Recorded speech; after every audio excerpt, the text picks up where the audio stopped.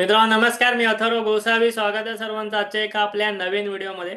आणि या व्हिडिओमध्ये मी तुमच्या समोर बोलणार आहे 5 पेन्नी ईटीएफ बद्दल.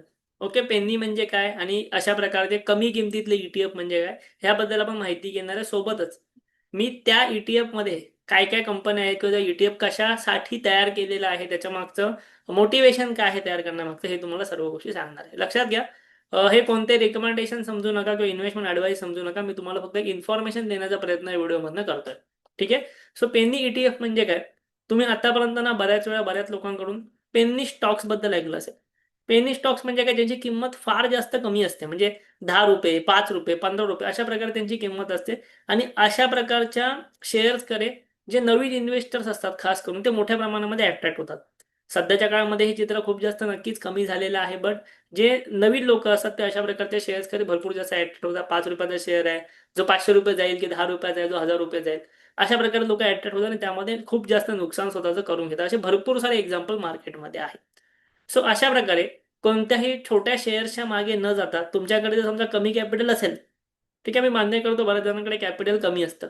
सो तुमच्यासाठी एक पर्याय आहे. तुमच्याकडे कितीही कमी कॅपिटल असेल तरीही, तो म्हणजे पेन्नी ईटीएफ. तर पेन्नी ईटीएफ म्हणजे काय?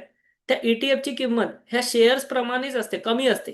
10 रुपये, 15 रुपये, 20 रुपये अशा प्रकारे कमी किंमत असते. पण तुम्ही कोणत्याही एका शेअरमध्ये त्या ईटीएफ मार्फत इन्व्हेस्टमेंट नाही करताय, तुम्ही कम्प्लीट बास्केटमध्ये इन्व्हेस्टमेंट करताय. बास्केट म्हणजे काय? बास्केट ऑफ स्टॉक्स म्हणजे एक असं बास्केट आहे ज्यामध्ये असंख्य स्टॉक्स आहेत आणि ते बास्केट तुम्हाला स्वस्तामध्ये भेटते. स्वस्तामध्ये म्हणण्यापेक्षा त्या स्टॉक्सचे जे काही त्याच्यामध्ये युनिट्स आहेत त्या हिशोबाने जे योग्य किमतीला तुम्हाला भेटते, 20 रुपये 30 रुपयाच्या हिशोबाने. ओके, अशा प्रकारचे जे ईटीएफ असतात पेनी ईटीएफ, ते रिटेल इन्व्हेस्टरसाठी छोट्या तिकीट साईजमध्ये तयार केले गेलेले आहेत, जेणेकरून ती लोक त्यामध्ये इन्व्हेस्ट करू शकतील आणि त्यांना लॉंग टर्म मध्ये चांगला फायदा सुद्धा भेटू शकेल. ठीक आहे. सो ईटीएफ म्हणजे काय हे तुम्हाला ऑलरेडी माहिती आहे. ईटीएफ म्हणजे बास्केट ऑफ स्टॉक्स असतं. मी आधी बरेचसे व्हिडिओ जे आहेत ते ईटीएफ बद्दल आपल्या चॅनलवरती बनवलेले आहेत, ते तुम्ही नक्कीच बघून घेऊ शकता.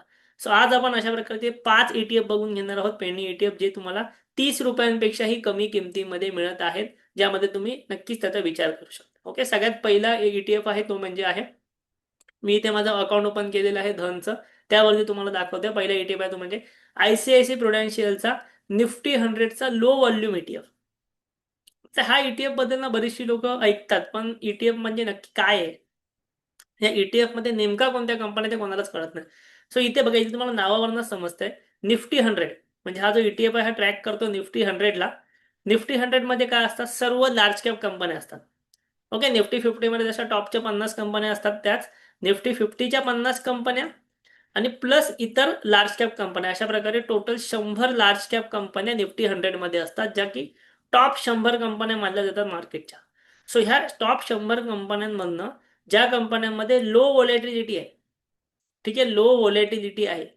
लो व्हॉलेटिलिटी म्हणजे ज्या कंपन्या फार जास्त कमी मूव्ह होत आहेत, त्याच्यामध्ये जास्त व्हॉलेटिलिटी नाहीये, जास्त वेगाने मूव्ह होत नाही, अशा प्रकारच्या कंपन्यांमध्ये ईटीएफ इन्व्हेस्ट करतो, जेणेकरून तुमचा पोर्टफोलिओ स्टेबल राहावा. ह्याचा उपयोग म्हणजे काय? तुमचा पोर्टफोलिओ स्टेबल राहावा, तुमच्या पोर्टफोलिओला स्टेबिलिटी यावी आणि इंडेक्स प्रमाणेच एक रिटर्न्स तुम्हाला लॉंग टर्म मध्ये जनरेट करता यावे यासाठी. ठीक आहे, स्टेबिलिटी तुम्हाला तुमच्या पोर्टफोलिओ द्यायची असेल, हा ईटीएफ तुमच्यासाठी आहे. एक 22 रुपयाच्या आसपास तुम्हाला हा ईटीएफ मिळत आहे. ठीक आहे, तुम्ही जर याची ईटीएफ होल्डिंग पाहिजे असेल तर धन अकाउंटची लिंक मी व्हिडिओच्या डिस्क्रिप्शनमध्ये दिलेली आहे. तिकडे अकाउंट ओपन केलं तुम्हाला सर्व नॉलेज इथे भेटून जाते. तुम्ही बघू शकता की या ईटीएफने कोणत्या कोणत्या स्टॉक्समध्ये इन्व्हेस्टमेंट केलेलं आहे. सर्व ह्या टॉपच्या कंपन्या आहेत. टॉपच्या कमी व्हॉलेटिलिटी असलेल्या 30 कंपन्या इथे तुम्हाला दिसतात. तुम्हाला सेक्टर वाईज बघायचे, सेक्टर वाईजही बघू शकता कोणत्या कोणत्या सेक्टरमध्ये ह्याने इन्व्हेस्टमेंट त्याची केलेली आहे त्याबद्दल.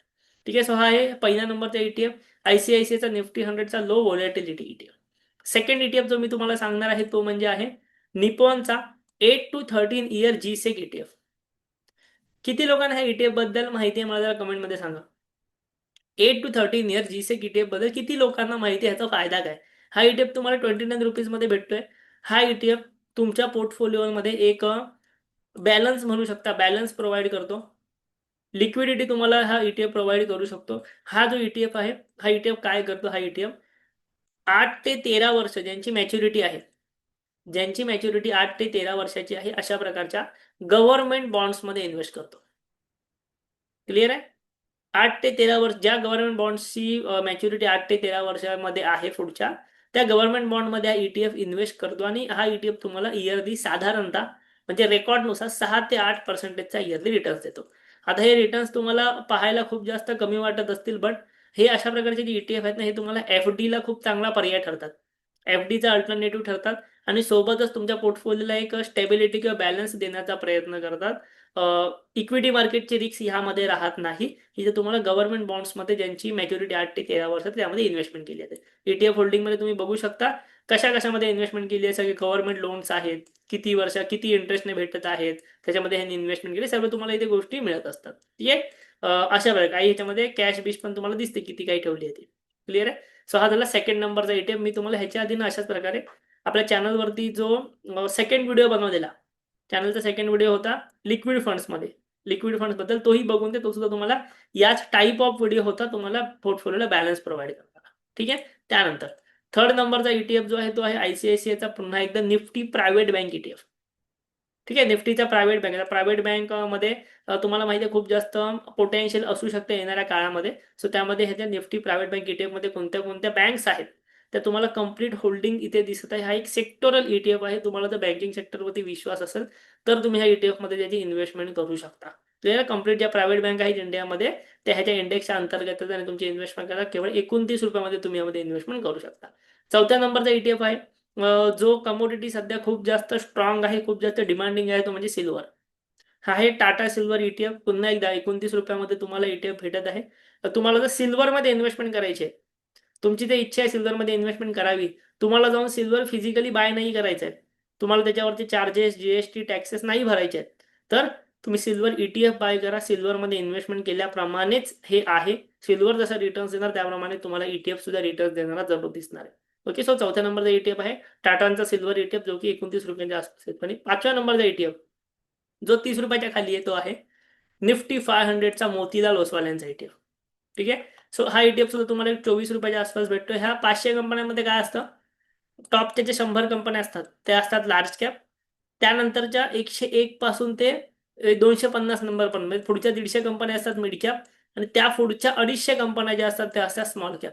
तर तुम्ही एकदा ह्या ETF मध्ये इन्व्हेस्टमेंट केली की large cap, mid cap, small cap तीनही प्रकारच्या कंपन्यांमध्ये तुमची इन्व्हेस्टमेंट होते. निफ्टीच्या टॉपच्या ज्या 500 कंपन्या आहेत त्यामध्ये तुमची इन्व्हेस्टमेंट यामध्ये होते. म्हणजे असं नाही की तुम्ही 20-30 रुपये कुठेही टाकताय, तुम्ही चांगल्या ॲसेटमध्ये, चांगल्या ETF मध्ये, चांगल्या इन्स्ट्रुमेंटमध्ये, चांगल्या इंडेक्समध्ये हे पैसे टाकतच असायचा अर्थ होतो. तो असे 5 ETF मी तुम्हाला आजच्या व्हिडिओमध्ये इथे डिटेलमध्ये कम्प्लिटली सांगितलेले आहेत.